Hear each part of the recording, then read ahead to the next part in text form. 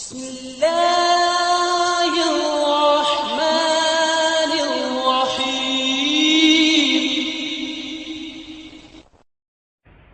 الله أكبر الله أكبر الله أكبر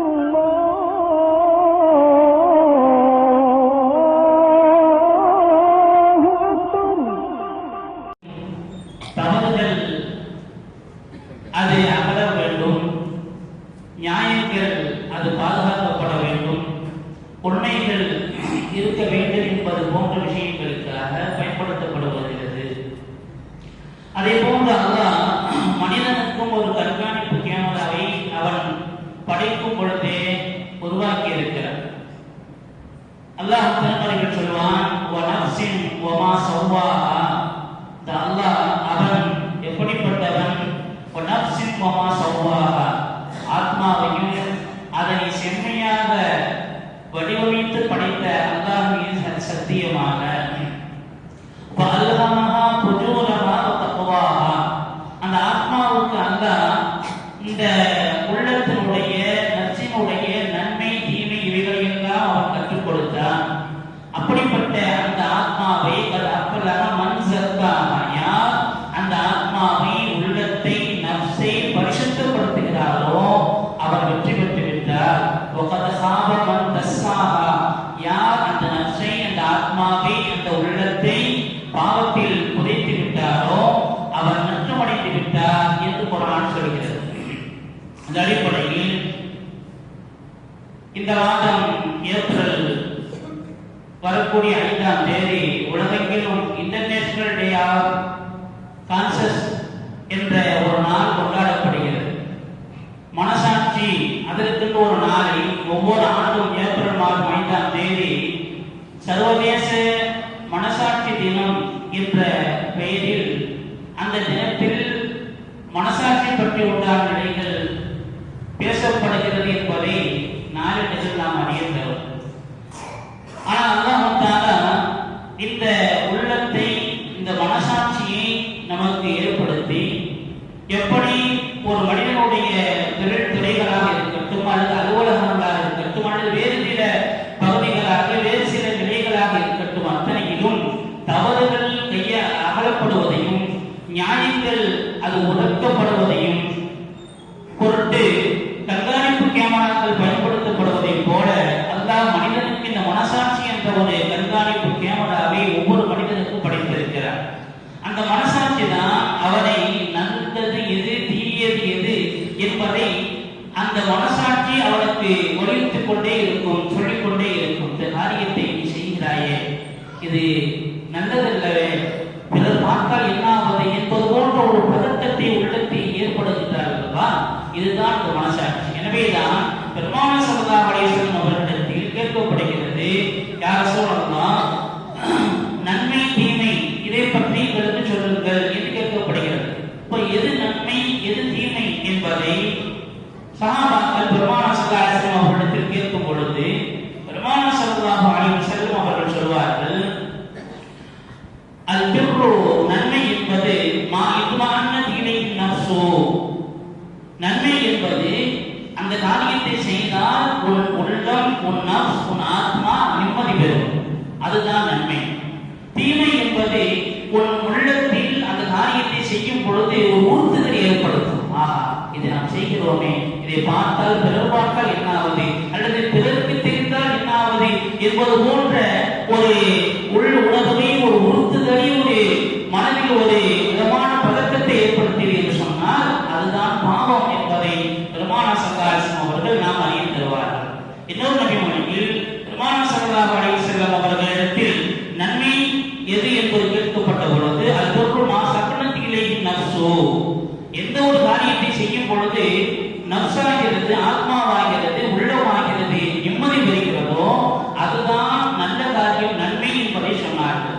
அதே போன்று எந்த விஷயத்தில் செய்யும் பொழுது உள்ளத்தில் ஒரு விதமான பதட்டமும் உள்ளத்தில் ஒரு உறுத்துதலை ஏற்படுத்துகிறதோ அது பாவம் என்பதை நாம் அறிய பெருமானார் ஸல்லல்லாஹு அலைஹி வஸல்லம் தருவார்கள். இன்னொரு நபி மொழியில், இதா சர்ரத்துக ஹஸனத்துக, உன்னுடைய நன்மையான காரியம் எது என்று சொன்னால் அந்த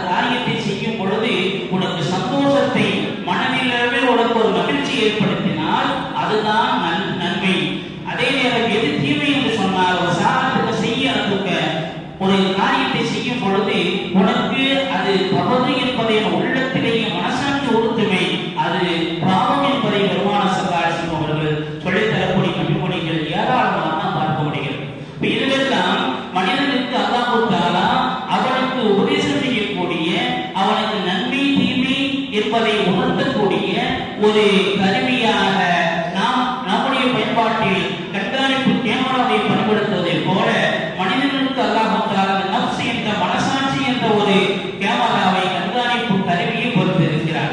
அந்த கண்காணிப்பு கருவிதான் மனிதனுக்கு நன்மை தீமை என்பதை உணர்த்திக் கொண்டே இருக்கிறது. அந்த அடிப்படையில் அல்லாஹ்வினால் நமக்கு தரப்பட்ட அந்த கருவியை, அந்த நப்சை நாம் பரிசுத்தப்படுத்தும் பொழுதுதான் நாம் வெற்றியாளராக ஆக முடியும் என்பதை குர்ஆன் சொல்லித் தருகிறது. சஹாபாக்களுடைய வரலாறுகள், ஏராளமான நிகழ்வுகள், இந்த மனசாட்சியின் காரணமாக உயர்ந்த நிலையை அடைந்தவர்களை நாம் பட்டியலிட்டு சொல்ல முடியும். அதற்கு உமர் ரலியல்லாஹு அன்ஹு அவர்கள் சயீத் இப்னு ஆமிர் என்ற ஒரு சஹாபியை ஹிம்மஸ் என்ற ஒரு பகுதிக்கு ஆளுநராக நியமித்தார். ஆளுநராக பணிபுரிந்து கொண்டிருக்கும் பொழுது அங்குள்ள மக்களிடம் ஆளுநருடைய நிறை குறைகளை அதற்கு உமர் ரலியல்லாஹு அன்ஹு அவர்கள் ஆய்வு செய்ய கேட்கும் பொழுது அந்த மக்கள் ஒரு 4 குற்றச்சாட்டுகளை அமீராக நியமிக்கப்பட்ட சயீத் இப்னு ஆமிர் ரலியல்லாஹு அன்ஹு அவர்களை பற்றி ஒரு 4 குற்றச்சாட்டுகளை சொன்னார்கள். முதல் குற்றச்சாட்டு, இவர் காலையில் அலுவலகத்திற்கு தாமதமாக வருகிறார். இரண்டாவது, இரவு நேரங்களில் பெரும்பாலும் மக்களுடைய குறைகளை நிறைகளை சொல்வதற்கு வந்தால் அவர்களை அவர் கண்டுகொள்வதில்லை. மூன்றாவதாக, மாதத்தில் ஒரு நாள் அவர் விடுமுறை எடுத்துக் கொள்கிறார்.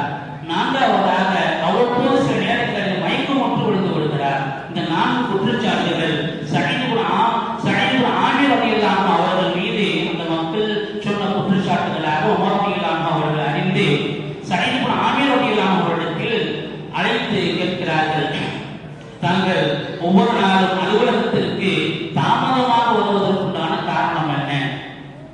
சொன்னார்கள், அமீர் மோமின் அவர்களே, இதுவெல்லாம் நான் இந்த 4 குற்றச்சாட்டுகள் என் மீது வைக்கப்பட்டிருக்கிறது. இந்த 4 குற்றச்சாட்டுகளுக்கு உண்டான பதிலை நான் சொல்வதற்கு முன்னால் இந்த 4 பதிலும் அது ரகசியமானது. ஆனால் அல்லாஹ் தஆலா இந்த நேரத்தில் அதை வெளிப்படுத்தும் பொறுப்பாது எனக்கு ஒரு சூழல் ஏற்படுத்தி விட்டான். எனவே தான் நான் சொல்கிறேன் என்று சொல்லி அந்த ரகசியங்களை சொன்னார். முதலாவதாக, நான் அலுவலகத்திற்கு தாமதமாவதன் காரணம், நானும் என் வீட்டில் என்னுடைய மனைவியும் தான் வீட்டில் இருக்கிறோம். அவ்வப்போது அவருக்கு தேவையான சமையலுக்கு உண்டான உதவிகளை செய்வதும், மாவு பிசைந்து ரொட்டி சுட்டு கொடுப்பது போன்ற வேலைகளை நான் செய்யக்கூடிய வரம்பியவர்களாக இருக்கிறேன். இவைகளெல்லாம் சரி செய்து விட்டு வருவதற்கு எனக்கு காலதாமதம், சற்று நேர தாமதமாகி விடுகிறது. இதனால் தான் நான் அலுவலகத்திற்கு தாமதமாக செல்கிறேன் என்று சொன்னார்கள்.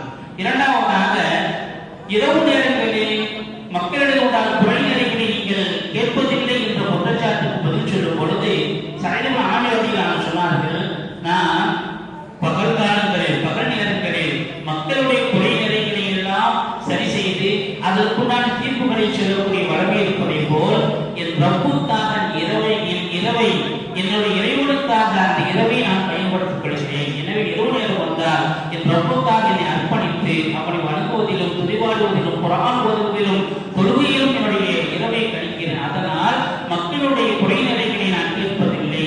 இது நான் அதாவது இரவு நேரங்களில் மக்களுடைய குறைநிலைகளை நான் கேட்பதில்லை என்பதற்குண்டான மூன்றாவதுக்குண்டான பதில் என்று சொல்லிவிட்டு, நான்காவதாக, நான் அடிக்கடி மயக்கம் வருவதற்கான காரணத்தை சொல்லும் பொழுது சொன்னார்கள், அதற்கு ஹுபைப் ரலியல்லாஹு தஆலா அன்ஹு அவர்களை விரோதிகள், காபிர்கள், கல்வெறிகள் அவர்களை ஏற்றி அவர்களை சித்திரவதைப்படுத்தி அவர்களை குற்றுயிரமாக உயிர்பிரியும் தருணத்தில் காபிர்கள் கேட்டார்கள், இந்த நிலையில் முஹம்மது ஸல்லல்லாஹு அலைஹி வஸல்லம் அவர்கள் இருக்க நீ அனுமதிப்பீரா என்று கேட்டார்கள்.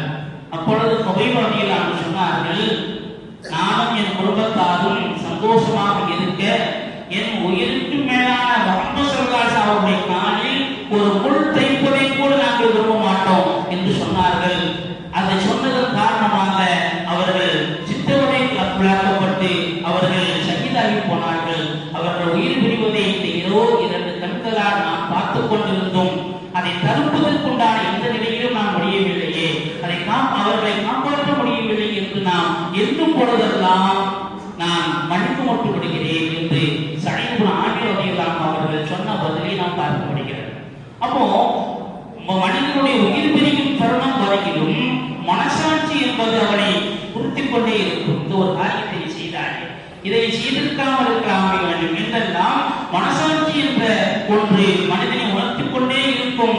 அவர் உள்ளத்தில் உறுத்துதலை ஏற்படுத்திக் கொண்டே இருக்கும். அது நன்மையான காரியமாக இருந்தாலும் சரி, பாவமாக இருந்தாலும் சரி, ஒரு நல்ல காரியம் செய்வதற்குண்டான ஒரு வாய்ப்பு கிடைத்தும் கூட நீ சந்தர்ப்பத்தை பயன்படுத்தாமல் விட்டுவிட்டானே என்ற உள்ளுணர்வு சொல்லக்கூடிய நிலைகளை எல்லாம் இந்த மனசாட்சிக்கு வைத்திருக்கிறான் என்பதை நாம் பார்க்க முடிகிறது. அதே போன்றுதான் அதற்கு பெருமானார் ஸல்லல்லாஹு அலைஹி வஸல்லம் அவர்களிடத்தில் அபூஜஹலுடைய மகன் இக்ரிமா ரலியல்லாஹு அவர்கள் மக்கா வெற்றியின் போது இஸ்லாமை ஏற்றுக்கொள்வதற்காக வருகிறார்கள். மக்கா வெற்றியின் பொழுது இக்ரிமா பிறகு ரலியல்லாஹு அவர்கள் இஸ்லாத்தை தழுவுகிறார்கள். வெற்றி கிடைத்தவுடன் மக்காவில் இருந்து யமனுக்கு ஓடிவிட்டார்கள். பெருமானார் ஸல்லல்லாஹு அலைஹி வஸல்லம் அவர்களால் பிடிக்கப்பட்டால் நம்முடைய நிலை என்ன ஆகுமோ? காரணம், முஸ்லிம்களுக்கும் இஸ்லாத்திற்கும் அவ்வளவு அதிகமான தொல்லைகள் துயரங்களை நாம் கொடுத்திருக்கிறோம், அவ்வளவு துன்பங்களை நாம் ஏற்படுத்தி இருக்கிறோம் என்று பயந்தவர்களாக யமனுக்கு ஓடி சென்றவர்களை அவருடைய மனைவி இஸ்லாத்தை ஏற்றுக்கொண்டு அவர்கள் அழைத்துக் கொண்டு பெருமானார் ஸல்லல்லாஹு அலைஹி வஸல்லம் வரும் பொழுது பெருமானார் ஸல்லல்லாஹு அலைஹி வஸல்லம் அவர்கள் சஹாபாக்கள் சொல்வார்கள், இதோ இக்ரிமா அவர்கள் இஸ்லாத்தை தருவதற்கு வந்து கொண்டிருக்கிறார், அவரை நீங்கள் அவருடைய தந்தையின் காரணமாக, அவர் தந்தை செய்த தவறுகளின் காரணமாக தந்தையை சொல்லி அவரின் மனதை முற்படுத்தி விடாதீர்கள் என்று சொன்னார்கள். வந்த இக்ரிமா ரலியல்லாஹு அவர்கள் வரவேற்று பெருமானார் ஸல்லல்லாஹு அலைஹி வஸல்லம் உங்களுக்கு என்ன வேண்டும் கேளுங்கள் என்று சொல்லும் பொழுது இக்ரிமா ரலியல்லாஹு சொன்னார்கள், யா ரசூலல்லாஹ், நான் எவ்வளவோ இஸ்லாத்திற்கும் முஸ்லிம்களுக்கும் சொல்லலாம் பேரக்களை துன்பங்களை நான் கொடுத்திருக்கிறேன், இதிலிருந்து நான் அல்லாஹ் என்னை மன்னிக்க வேண்டும் என்று சொன்னார்கள். அல்லாஹ் பெருமானார் ஸல்லல்லாஹு அலைஹி வஸல்லம் அவர்கள் இருதரமேந்தி, யா அல்லாஹ், இவருடைய குறைகள் குற்றங்கள் எல்லாவற்றையும் மன்னித்து விடு என்று சொன்னார்கள். அல்லாஹ்விடம் துஆ செய்தார்கள். சற்று மனதை ஆசுவாசப்படுத்திக் கொண்ட இக்ரிமா ரலியல்லாஹு மனதில் ஒரு உள்ளுணர்வு ஒன்று உறுத்திக் கொண்டே இருந்தது. நான் எவ்வளவோ துன்பங்கள் முஸ்லிம்களுக்கு நான் தெரிந்து எவ்வளவோ இந்த இஸ்லாத்திற்கும் இஸ்லாமியர்களுக்கும் நான் தொல்லைகள் கொடுத்திருக்கிறேன். எனவே என்னுடைய சொத்தில் நான் எந்த அளவுக்கு முடியுமோ அவ்வளவு அதிகமாக தான தர்மங்கள் செய்வேன், இஸ்லாத்திற்கு இஸ்லாமியர்களுக்கு உதவி புரிவேன் என்றெல்லாம் சொன்னவர்களுடைய மனதில் இருந்தாலும் இது போதாது என்று எண்ணியவர்கள், நான் ஷஹீதாக வேண்டும், இந்த இஸ்லாத்திற்காக என் உயிரை நீக்க வேண்டும் என்ற ஒரு உறுதிப்பாட்டோடு இருந்தவர்கள் எர்மோக் போர்க்களத்தின் போது அவர்கள் ஷஹீதாகி போனார்கள் என்பதை நாம் பார்க்க முடிகிறது. மனசாட்சி என்பது இந்த உடலிற்கு உயிர் பிரியும் வரையிலும் அவருக்கு ஒரு உந்துதலை ஏற்படுத்திக் கொண்டே இருக்கும் என்பதற்குண்டான நிலைகளை நாம் பார்க்க முடிகிறது. இது போன்றுதான் அதாவது பெருமானார் ஸல்லல்லாஹு அலைஹி வஸல்லம் அவர்களிடத்தில் மிகுந்த கண்ணியத்தோடும் பாசத்தோடும் வாழ்ந்த சஹாபி அபூ லுபாபா ரலியல்லாஹு அவர்கள் ஒரு நேரத்தில் பனு குறைலா என்ற ஒரு போர் நடக்க இருக்கிறது. அந்த போரில் பனு குறைலாக மக்கள் கைதிகளாக பிடிக்கப்படுகிறார்கள். அந்த கைதிகளாக பிடிக்கப்பட்டவர்களுடைய கூட்டத்தை சார்ந்தவர் தான் அபூ லுபாபா ரலியல்லாஹு. அப்போ தன்னுடைய குடும்பத்தார்கள் கூட்டத்தார்கள் அபூ லுபாபா கேட்கிறார்கள், நாங்கள் எல்லாம் பெருமானுக்கு சரணடைந்து விட்டோம், கைதிகளாக பிடிக்கப்பட்டிருக்கிறோம், எங்க நிலை என்ன ஆகும், பெருமாள் ஸல்லல்லாஹு அலைஹி வஸல்லம் மன்னிச்சு விட்டுருவாங்களா என்பது போன்ற ஒரு ஆலோசனை கேட்கும் பொழுது அபூ லுபாபா ரலியல்லாஹு அவர்கள் வாய்ந்திருந்து சொல்லாமல் செய்கையால் கழுத்தின் பக்கம் கையை நீட்டி இப்படி என்று சொல்லிவிட்டார். அப்புறம் அவருடைய முடிவு, நீங்கள் எல்லாம் கொல்லப்பட்டு போவீர்கள் என்று சொல்லும் பொழுது இந்த ஒரு செய்தி, இது யுத்த ரகசியம், இதை யாருக்கும் சொல்லக்கூடாது, ஆனால் இதை நாம் சொல்லிவிட்டோமே, ஒரு ரகசியத்தை வெளிப்படுத்தி விட்டோமே, பெருமானார் ஸல்லல்லாஹு அலைஹி வஸல்லம் அவர்களுக்கு உண்டான இந்த ரகசியத்தை யாருக்கும் சொல்லக்கூடாத நிலையில் நாம் சொல்லிவிட்டோமே என்ற மனசாட்சி உறுத்தியதன் காரணமாக தான் செய்த தவற்றை உணர்ந்து அபூ லுபாபா ரலியல்லாஹு பள்ளியில் ஒரு தூணில் தன்னை கட்டிக்கொள்கிறார். கட்டிக்கொண்டு சொல்கிறார், அல்லாஹ் என் விஷயத்தில் என் பாவம் மன்னிக்கப்பட்டு விட்டது, என் தவறுகளை அல்லாஹ் மன்னித்து விட்டான் என்று அவர் ஆயத்து வசனம் எடுக்கும் வரை நான் இந்த தூணில் இருந்து விடுவர மாற்றுவேன், கட்டிக்கொண்டே நான் என்னை வைத்துக் கொள்வேன் என்று பள்ளியில் ஒரு தூணில் தன்னை கட்டிக்கொண்டார் அபூ லுபாபா ரலியல்லாஹு.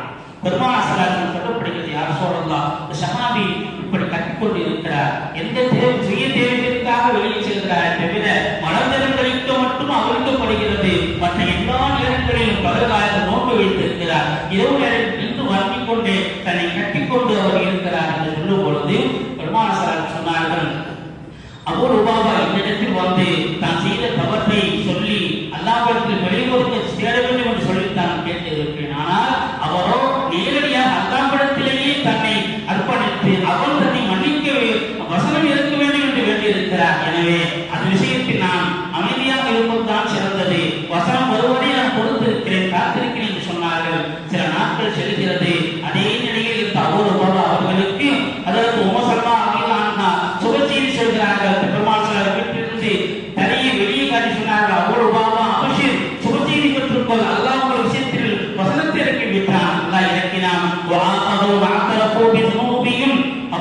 சிலர்கள் தன்னுடைய தவறுகளை ஒத்துக்கொள்கிறார்கள். وآخرون اعترفوا بذنوبهم وخلقوا عملا صالحا وآخر سيئا. நல்ல காரியத்தோடு சில தீமையும் செய்து கொண்டிருக்கிறார்கள். ஆனால் கூட சில தவறுகளை பாவங்களை அவர்கள் உணர்ந்து அல்லாஹ்விடத்தில் முறையிட்டதால் அஸல்லா யதூபு அலைஹிம், அல்லாஹ் அவர்களை மன்னிப்பான். அல்லாஹ் மிக கண்ணியமான இரக்கமுள்ளவரும் மன்னிப்பானமாக இருக்கிறான் என்ற சூரத்து தௌபாவில் உண்டான வசனத்தை எல்லாம் இறக்கிய பொழுது அபூ லுபாபா அவர்களுக்கு ஏற்பட்ட சந்தோஷத்திற்கு மகிழ்ச்சிக்கு அளவே இல்லை. பெருமானத்தில் அவர் அவிழ்த்து வரும் பொழுது சொன்னார்கள், என்னை பெருமான ஸல்லல்லாஹு அவர்கள் தான் என்னை அவிழ்த்து விட வேண்டும் என்று சொன்னார்கள். பெருமான் ஸல்லல்லாஹு அவர்களே அந்த கட்டத்தை அவிழ்த்து விட்ட பொழுது சொன்னார்கள், அபூ லுபாபா நான் யார் சொல்லலாம், நான் செய்த தவறுக்கு அல்லாஹ் மன்னித்து விட்டதாக வசனத்தை இறக்கி விட்டான். என்றாலும் கூட நான் செய்த தவறுக்கு பரிகாரம் வேண்டும். எனவே என் சொத்தை முழுவதும் அல்லாஹ்வுக்காக அர்ப்பணிக்கிறேன். அப்படி செய்யாதீர்கள் என்று சொன்னார்கள். சரி, பகுதியை நான் கொடுக்கிறேன், அதுவும் வேண்டாம் என்று சொன்னார்கள்.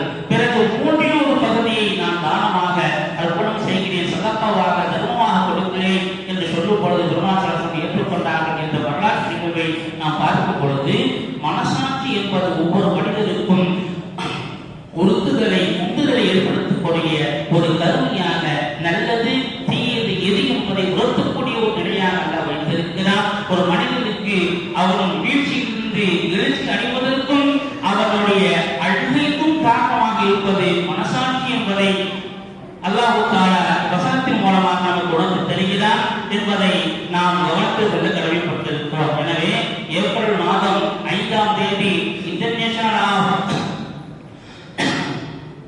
உலக தேசிய மனசாட்சி தினமாக கொண்டாடப்படக்கூடிய ஒரு நிலையில் மனசாட்சி சம்பந்தமாக அல்லாஹ் திருமறையில் அது முஸ்லிம்களுக்கு எந்த நிலையில் அந்த மனசாட்சியை பயன்படுத்த வேண்டும், அது எந்த நிலையில் இருக்கிறது என்பதை திருக்குர்ஆன் 1500 ஆண்டுகளுக்கு முன்பதாக நமக்கு சொல்லித் தரப்பட்டதை நாம் கவனித்துக் கொள்கிறோம். அந்த அடிப்படையில் அதை பரிசுத்தப்படுத்தியவர் தான் வெற்றி பெற்றவன் என்று குர்ஆன் சொல்லித் தருவதை நாம் கவனத்தில் கொண்டு மனதில் உண்டான எல்லா விதமான விரோதங்கள், புரோதங்கள், கசடுகள், தவறான எண்ணங்கள் எல்லாவற்றையும் துடைத்து எறிந்துவிட்டு ஒரு பழகிய கண்ணாடியை போல, பரிசுத்தமான கண்ணாடியை போல உள்ளத்தை நாம் பரிசுத்தப்படுத்துவதற்கு கடமைப்பட்டிருக்கிறோம். அப்படிப்பட்ட உள்ளத்தை பரிசுத்தப்படுத்துவதற்கு உண்டான நிலைகளில் குர்ஆன் ஓதுவது, திக்ருகள் செய்வது, நல்லோர்களோடு சகவாசங்கள் கொள்வது, இதுவெல்லாம் நம் உள்ளத்தை பக்குவப்படுத்தக்கூடிய பரிசுத்தப்படுத்தக்கூடிய காரணிகள் என்பதை நாம் உணர்ந்து செயல்பட கடமைப்பட்டிருக்கிறோம்.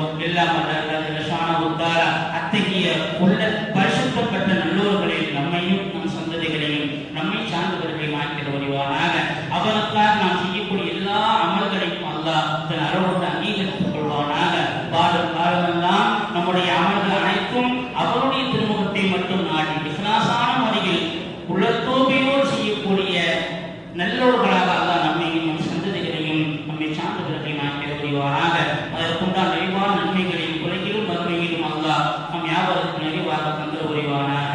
ஆமீன். بحرمة نبينا محمد صلى الله عليه وسلم بحرمة أنبياء الله العظام وأولياء الله الكرام وبحرمة عباد الله الصالحين وآخر دعوانا الحمد لله رب العالمين. கண்ணியத்திற்குரியவர்களே, நமது ஜவஹர் தெருவை சேர்ந்த ஸ்ரீ ஷம்சுத்தீன் அவர்களின் நினைவாக எம்.எஸ். ரியாத்தீன் அவர்கள் நமது மதரசா வளர்ச்சியின் நிதிக்காக வேண்டி 10,000 நன்கொடையாக வழங்கியுள்ளார்கள். அவர் குடும்பத்தார்களுக்கு நிர்வாகம் சார்பாகவும் ஜமாத்தாரின் சார்பாகவும் நன்றியும் துஆவையும் தெரிவித்துக் கொள்கிறோம். سبحانك اللهم وبحمدك أشهد أن لا إله إلا أنت أستغفرك وأتوب إليك.